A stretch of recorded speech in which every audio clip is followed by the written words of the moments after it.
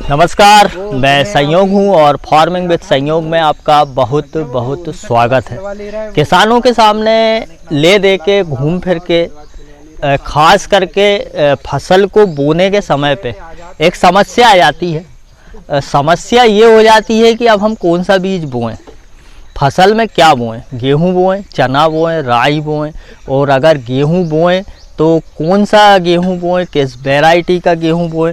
असल में क्या है, जैसे कि हमने श्री राम का 231 है ना राहुल, 231 था ना अपन ने शरद भैया वाला 231 गेहूं बोया था श्री राम कंपनी का।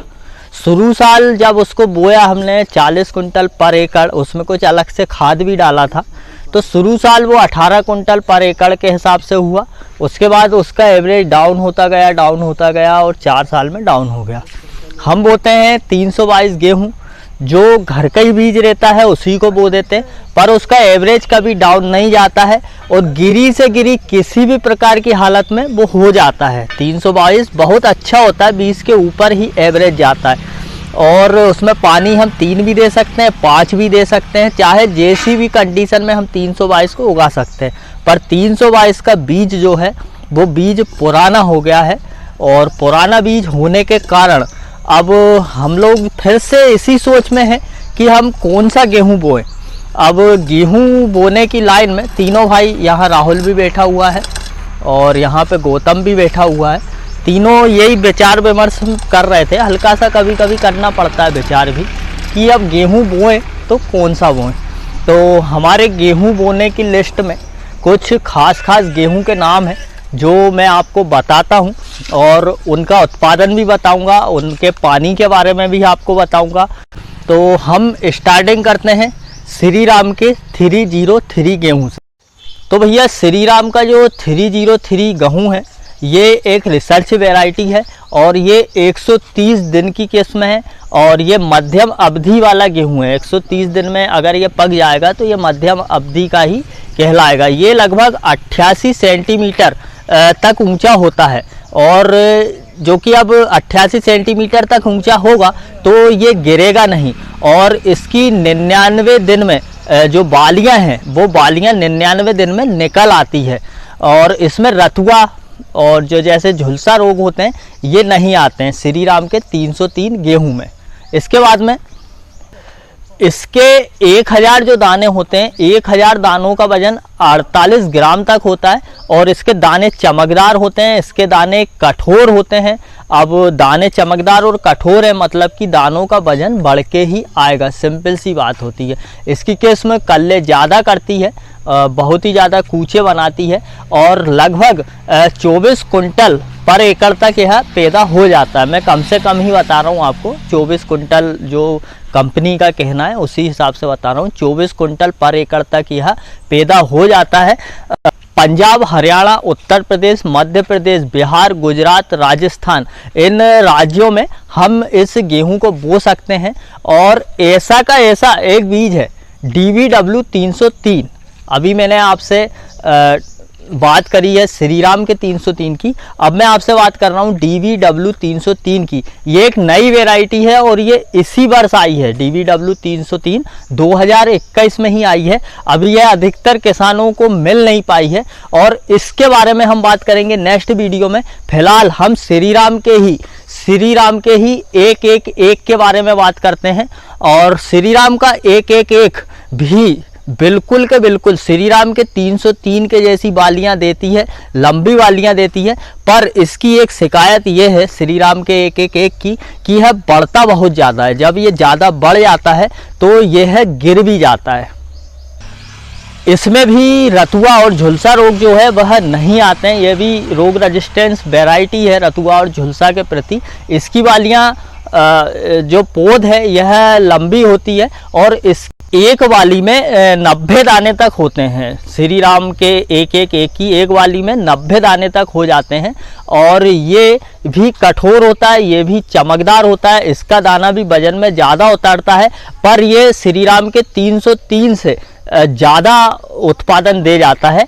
श्री राम के 333 और श्री राम के ही एक को हम पिछेती और अगेती दोनों प्रकार की कंडीशन में इसकी बुआई कर सकते हैं। इसके 1000 दाने का जो वजन है वह 52 ग्राम होता है, जो कि श्रीराम के 303 से बढ़ के है इसके दानों का वजन, और यह 100 सेंटीमीटर तक लंबा हो जाता है, इसीलिए यह गिरता है। और यह कल्ले भी करता है, इसकी पत्तियां भी काली होती है और थोड़ी बड़ी होती है इसकी पत्तियां भी। और अगर हम बोने की बात करें तो नियम के हिसाब से 303 और 111 दोनों ही लगभग 40 किलो पर एकड़ के हिसाब से बोआते हैं। पर हमारे जैसे जो किसान है वो थोड़ा 60 किलो 70 किलो 1 कुंटल तक बो देते हैं। थोड़े हम लोग अलग ही डिजाइन के किसान हैं। तो ये थी श्रीराम के 111 और 303 के बारे में जानकारी। पूसा तेजस का नाम भी भाइयों बहुत भयंकर तरीके से चल रहा है। पिछले साल मेरे गांव में भी कुछ किसानों ने पूसा तेजस बोया था। पूसा तेजस आपको बता दूं, एक मालवा शक्ति करके गेहूं आता था, शायद अभी भी चलता होगा कहीं पे, उसी की वैरायटी है। पूसा तेजस का दाना जो होता है वह बहुत ही ज़्यादा कठोर होता है। इसका वजन भी, दानों का वजन भी बहुत बढ़ के निकलता है। इसको HI 8799 कहते हैं, 99 भी कहते हैं। इसमें आयरन, प्रोटीन, विटामिन, जिंक, ये सभी चीज़ें भरपूर मात्रा में भरी हुई है। और ख़ास करके इसे बिस्किट वगैरह और जो टोस्ट वगैरह है उसे बनाने में इस गेहूं का ज़्यादा इस्तेमाल होता है। श्रीराम सुपर 111 और श्रीराम सुपर 303 की जो आपको मैं बताऊं, इसकी रोटियां हैं वो बहुत अच्छी बनती है, मुलायम सफ़ेद बनती है। पर पूसा तेजस की जो रोटियां हैं वह हार्ड गेहूं होने के कारण, वजन में ज़्यादा होने के कारण इसकी रोटियां फटती है। इससे हमने रोटियां बनाकर एक बार देख चुके हैं। पर फिर भी अधिक उत्पादन और बेचने के हिसाब से, अधिक वजन में चढ़ने के हिसाब से पूसा तेजस बहुत ही जल्दी किसानों का मनपसंद बन चुका है। मात्र 2 या 3 साल में ही पूसा तेजस ने बहुत ही किसानों के बीच में लोकप्रियता हासिल कर ली है। इस गेहूं में कल्लों की संख्या लगभग 15 से 20 तक हो जाती है पूसा तेजस में, जो कि कम से कम 3 पानी और ज़्यादा से ज़्यादा अगर मैं आपको बताऊं तो 5 पानी में बहुत ही बढ़िया तरीके से पक जाता है। यह किसी भी प्रकार की मिट्टी में बढ़िया उत्पादन देता है। पिछले साल मेरे यहाँ के किसान ने जो रेतीली मिट्टी होती है, जैसे स्यारी मिट्टी कहते हैं, उसमें पूसा तेजस को बोया था और पूसा तेजस में मात्र 3 पानी दिए थे। उसके बाद भी पूसा तेजस ने 22 कुंटल पर एकड़ तक का एवरेज दे दिया था। अगर हम इसके बोने की बात करें तो मेरे हिसाब से तो 60 किलो से 70 किलोग्राम तक हम पर एकड़ में इसे बो सकते हैं। पर जो कृषि वैज्ञानिक हैं उनके हिसाब से यह 45 से 50 किलोग्राम पर एकड़ की बुआई पर भी बढ़िया कल्ले करके अच्छा उत्पादन दे देता है। इसके जो धान के खेत होते हैं, जो धान के कड़क खेत होते हैं, जैसे कि अब मेरे पीछे धान लगी हुई है, हम इस धान को खेत को बनाएंगे तो इसके खेत कड़क होंगे। तो ऐसे कड़क खेतों में यह जो गेहूं है यह ज़्यादा जल्दी अंकुरित नहीं होता है, थोड़ा लेट अंकुरित होता है। तो इसके लिए हमें खेत को बारीक कर बनाना बहुत ही ज़रूरी होता है। और अगर अच्छा रहेगा कि हम इसे बोकर और ऊपर से पानी दे दें, मतलब कि पलेवा करके बतल ला के ना बोकर इसे हम पहले बो दें और उसके बाद में पानी दें, तो यह सही तरीके से जर्मिनेट हो सकता है। सीधी सी बात यह है कि इसे कड़क और जो डिगले वाली मिट्टी है उसमें बोना थोड़ा कठिन रहता है, इसका जर्मिनेशन कम होता है। एक बार मैं फिर से बता दूं कि अगर आप पूसा तेजस में 5 पानी देते हैं और पूसा तेजस का ठीक तरह से देखभाल करते हैं तो पूसा तेजस ज़्यादा से ज़्यादा 27 से 28 कुंटल पर एकड़ तक आपका उत्पादन दे सकता है। सीधी बात यह है। अब हम तीनों, चारों, पांचों जितने भी प्रकार के गेहूं हैं, इन गेहूं का अगर अच्छे से अच्छा उत्पादन लेना चाहते हैं तो सबसे पहले खेत की मिट्टी भुरभुरी होना ज़रूरी है। अगर आप खेत में पोटाश डालते हैं तो पोटाश डालने से, बोनी से पहले आप पोटाश खेत में डाल सकते हैं, म्यूरेट ऑफ पोटाश। तो पोटाश डालने से हमें, एक तो गेहूं पोटाश मांगता ही है, सिंपल सी बात है, गेहूं में पोटाश की ज़रूरत पड़ती है। और दूसरा रीज़न है कि पोटाश डालने से जो दीमक जैसी समस्याएं होती है, दीमक के बाद में भी कई छोटे छोटे जो कीटक होते हैं, पोटाश उन कीटों को खेत से दूर रखने का, उन्हें मारने का भी काम काम करता है। आप चाहे तो गेहूं को DAP मिलाकर भी बो सकते हैं, आप चाहे तो गेहूं को SSP दानेदार राखड़ मिलाकर भी बो सकते हैं, आप चाहे तो गेहूं को NPK मिलाकर भी बो सकते हैं। ये आपके ऊपर डिपेंड करता है। इसमें इस वीडियो में इस बारे में मैं ज़्यादा कुछ बताना नहीं चाहूँगा, पर एक बात ज़रूर बताऊँगा कि आप गेहूं का अधिक से अधिक उत्पादन लेना चाहते हैं तो आप उसमें पोटाश का इस्तेमाल ज़रूर से ज़रूर करें। पहली बार आप जब यूरिया का छिड़काव गेहूं में कर रहे हैं तो आप अपने गेहूं में जिंक का भी इस्तेमाल स्टार्टिंग में ज़रूर करें।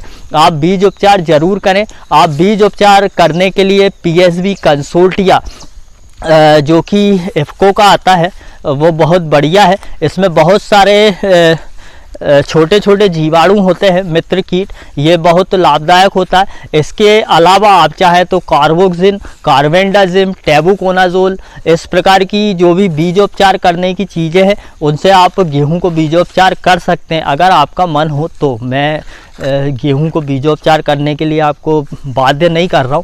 हम लोगों का तो क्या है, धान के खेत रहते हैं, मतलब 3 फसल रहती है तो मिट्टी में दिक्कतें आई जाती है तो हमें कीटनाशक से बीज उपचार करना ही पड़ता है। मैंने पिछले साल गेहूं को किस चीज़ से उपचारित किया था वो मैं डिस्क्रिप्शन में दे दूंगा, और गेहूं के अच्छे से अच्छे उत्पादन के लिए जो भी वीडियो है वो सारी की सारी वीडियोज़ मैं आपको डिस्क्रिप्शन में दे दूंगा, आप वहाँ से वीडियो ज़रूर देखिएगा। और एक गेहूं जो रह गया था उसको मैं नेक्स्ट वीडियो में उसके बारे में आपको जानकारी ज़रूर बताऊंगा।